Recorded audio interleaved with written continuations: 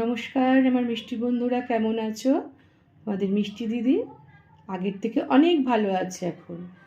তো আজকে দেখতেই পাচ্ছ একটা মাছের আইটেম করব। তো কী মাছ বলো তো? এটা হচ্ছে শোল মাছ। শোল মাছটা আজকে বেশ সুন্দর একটু মাখো মাখো করে ফুলকপি দিয়ে বানাবো। তো সেটা বানাতে দেখো কি কি লাগছে। এখানে আমি নুন আর হলুদ দিয়ে অলরেডি মাছটাকে রেখেছি, এটাকে মাখিয়ে ভাজতে হবে। মানে ফুলকপি ডুমো করে কাটা, আলুটা জলে ভিজিয়ে রেখেছি নইলে কালো হয়ে যাবে। আর এখানে একটা পেস্ট বানাবো। এখানে হচ্ছে পেঁয়াজ, আদা, টমেটো, কাঁচা লঙ্কা, জিরের গুঁড়ো, হলুদ আর কাশ্মীরি মির্চ। তোমরা বলবে যে জিরের গুঁড়ো কেন এখানে দিয়েছো? আমি গুঁড়োটা দিয়ে একবারে পেস্ট বানাবো। গোটা গোটা জিরে দিলে কি হয়, একটু দানা দানা থেকে যায়, সেটা বিচ্ছিরি লাগে খেতে। আর রান্নার জন্য তো যেরকম অ্যাজ ইউজুয়াল তোমার নুন তো লাগবেই, আর তার সঙ্গে ফোড়নে দেবো জিরে ফোড়ন আর একটু তেজপাতা, শুকনো লঙ্কা দেবো। ব্যাস এই দিয়ে রান্নাটা হবে। লাস্টে দেখো কি দিয়ে নামাই সেটা তোমরা দেখো, দেখে তাহলে কমেন্ট করে জানাবে যে মিষ্টি দিদি কেমন রান্না করলো। তাহলে চলো এবার রান্নায় হেসেলে ঢুকে পড়ি। মিষ্টি দিদি চলো তাহলে। দেখো কড়াইতে আমি সর্ষের তেল দিয়ে নিয়েছি, দিয়ে তেলটাকে খুব ভালো করে গরম করে নিয়েছি। আর এদিকে মাছগুলোকেও ভালো করে নুন হলুদ দিয়ে মাখিয়ে নিয়েছি। এবার কি করব, একে একে মাছগুলোকে ভেজে নিই। তেল যদি ভালো করে গরম না করো তাহলে কিন্তু কোনো দিনই কোনো রান্না কিন্তু ভালো লাগে না। তো মাছগুলোকে সুন্দর করে ভেজে নিই।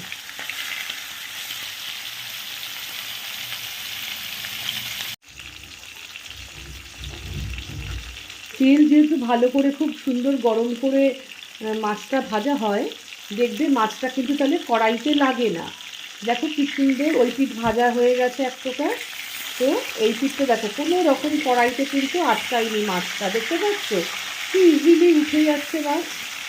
দেখো যেহেতু তেলটা খুব ভালো করে গরম করা আর মাছটা একদম টাটকা, দেখো দেখো যে একটা মাছও কিন্তু কড়াইতে লাগবে না। মাছটা ভালো করে সুন্দর করে ভেজে নাও।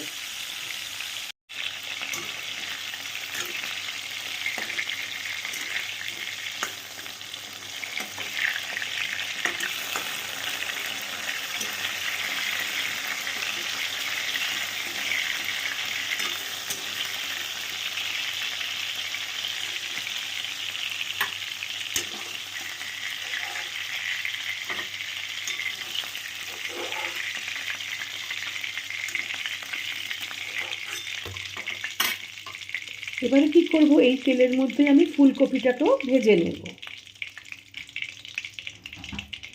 ফুলকপিটা ভালো করে ধুয়ে নিয়েছি, নিয়ে এবার এটা ভালো করে ভেজে নেব।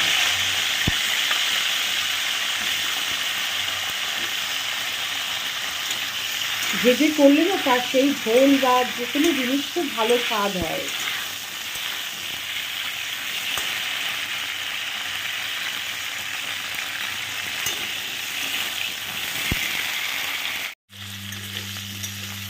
কপিগুলো খুব সুন্দর করে লাল লাল করে ভেজে নিয়েছি। এবার এটাকে তুলে নিয়ে আলুগুলোকেও ভেজে নেব। বিভিন্ন রকমভাবে করা যায়, তো আজকে আমি একটু শোল মাছটা এইভাবেই করব আর তোমাদের সঙ্গেও শেয়ার করছি এই জন্য।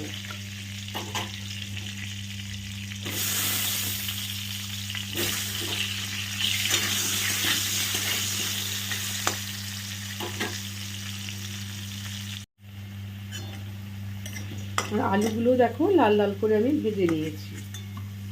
আলুগুলোকেও তুলে নিচ্ছি একে একে।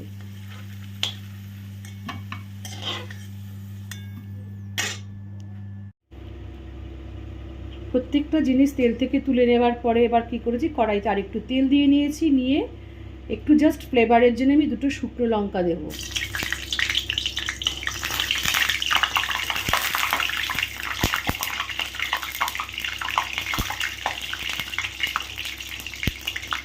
দেখো এটাকে কিন্তু ভেজে আমি তুলে নিলাম, এটা জাস্ট ফ্লেভারের জন্য দেব। এবার দিয়ে দিচ্ছি এর মধ্যে তেজপাতা আর দিয়ে দেব জিরে ফোড়ন।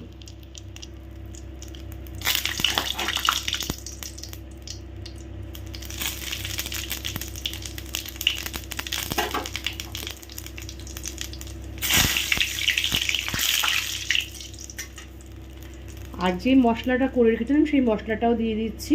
তোমরা বলবে যে এতটা লিকুইড কেন, আমি সবসময় মশলাটা ছেঁকে নিই। ছেঁকে নিলে কী হয়, ঝোলটার মধ্যে কোনো খিচ থাকে না। আদা পেঁয়াজ রসুন সমস্ত যা যা তোমাদের দেখিয়েছি প্রত্যেকটা জিনিস আমি ছেঁকে রেখেছি। এবার এটাকে কষিয়ে নেব। কষিয়ে নিয়ে কী করছি দেখো। দেখো যখন আমি মশলাটা দিয়েছি তখন আমি এর মধ্যে ভাজা আলুগুলোও দিয়ে দিচ্ছি। এই আলু আর মশলাটা একসঙ্গে আমি কষাবো। আর মশলাটা আরও একটু কমে আসলে তখন দিয়ে দেবো কি ফুলকপিটা। ফুলকপিটা আগে দেবো না, তাহলে কী হবে, গলে যাবে একদম। খুব সুন্দর একটা গন্ধ বেরিয়েছে জিরে।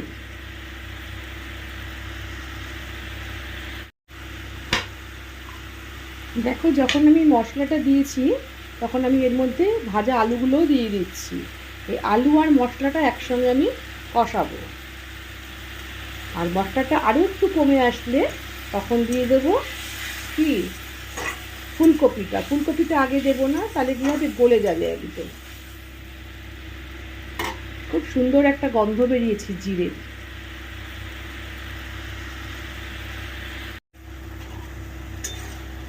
দেখো মশলাটা কষাতে কষাতে কতটা কমে এসছে। ঠিক এই রকম পজিশানে দিয়ে দিচ্ছি ফুলকপিগুলো। দিয়ে আবারও ভালো করে এটাকে কষিয়ে তেল উঠিয়ে নেব একদম। প্রত্যেকটা জিনিস ভালো করে এবার কষিয়ে নিচ্ছি।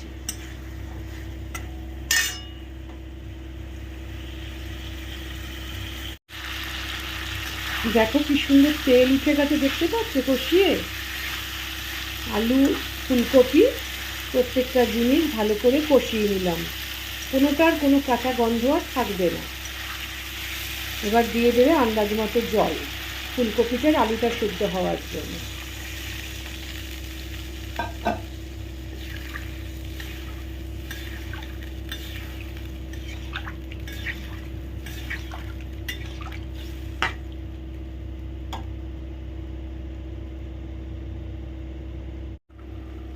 ঝোলটা যখন ফুটে উঠবে তখন একে একে ভাজা মাছগুলো এর মধ্যে দিয়ে দেবে।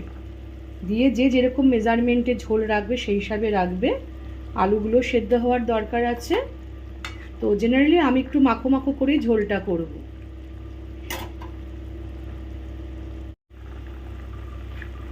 দেখো কতটা ঝোল কমে গেছে, প্লাস উপরে তেলটাও ভেসে উঠেছে। এই অবস্থায় কি করব, আমি একটু বললাম না লাস্টে কি দেব তোমাদের দেখাচ্ছি। দিয়ে দেবো একটু গরম মশলা, অল্প করে দেবে, বেশি দেবে না। আর দিয়ে দেবো একটু ঘি।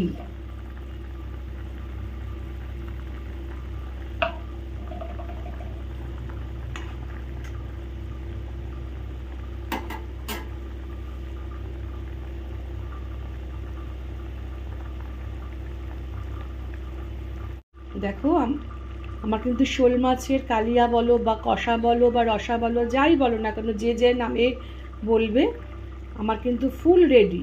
এই যতটুকু ঝোল দেখছো এটা কিন্তু ঠান্ডা হলে পরে অনেকটা আবার কমে যাবে, ড্রাই হয়ে যাবে। তো আমি এই মেজারমেন্টে এটা নামিয়ে নেব। আমার কমপ্লিট। তোমরা তাহলে দেখতে পাচ্ছ তো যে আমার মাছ ফুল কমপ্লিট হয়ে গেছে। তোমাদের কেমন লাগলো বলো মিষ্টি দিদির হাতের শোল মাছের কালিয়া বা রসা। তো তোমরা এভাবে বানিয়ে দেখো, যদি ভালো লেগে থাকে তাহলে কমেন্ট বক্স নিশ্চয়ই জানাবে আমাকে। আর কি করবে, লাইক শেয়ার কমেন্ট তো অবশ্যই রয়েছে। আর পাশে থাকা বেল আইকনটা আমার নতুন বন্ধুদের জন্যে সবসময় বলি একটু প্রেস করে দিতে, তাহলে তোমরাও আমার নতুন বন্ধু হয়ে, নতুন থেকে পুরনো বন্ধু হয়ে যাবে। ঠিক আছে, তাহলে আজকের মতো কি করছি, তোমাদের কাছ থেকে বিদায় নিচ্ছি। টাটা।